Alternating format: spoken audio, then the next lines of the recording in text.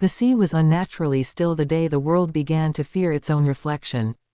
Thor Chris Hemsworth, no longer the golden prince of legend but a god worn by centuries of battle and loss, stood at the edge of Midgard's northern coast.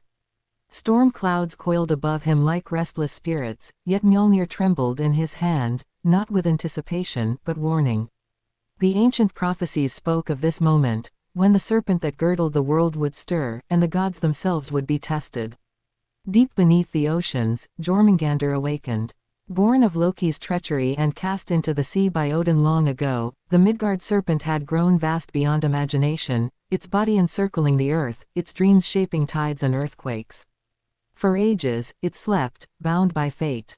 But fate was unraveling. Human industry had scarred the oceans, ancient runes had been disturbed, and the old balance between gods, giants, and mortals was breaking. When coastal cities began to vanish overnight, dragged beneath towering waves, Thor was summoned not as a conqueror, but as a guardian. Yet this was no simple monster hunt. Each clash with Jormungandr sent shockwaves across the realms. The serpent did not strike in blind rage, it moved with purpose, as if responding to a deeper call. As Thor pursued it across storm-racked seas and forgotten realms, visions plagued him, Ragnarok, the end of all things, replaying in fractured glimpses. In every vision, Thor and Jormungandr were locked in a final battle, mutual destruction written into the fabric of existence. For the first time, the god of thunder questioned whether destiny was a path, or a prison. The truth emerged through ancient giant lore. Jormungandr was not merely a harbinger of doom, but a living seal. Its existence kept an even greater darkness dormant beneath the roots of Yggdrasil. By attacking the serpent, Thor risked triggering the very apocalypse he sought to prevent.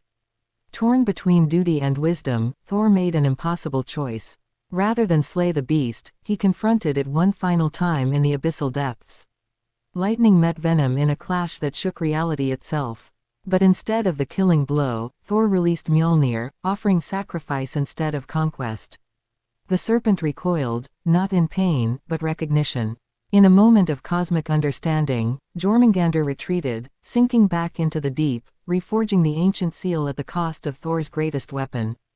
The seas calmed. The world endured. Thor returned to Midgard changed, still a god, but now a protector who understood that true strength lies not in defying fate, but in reshaping it.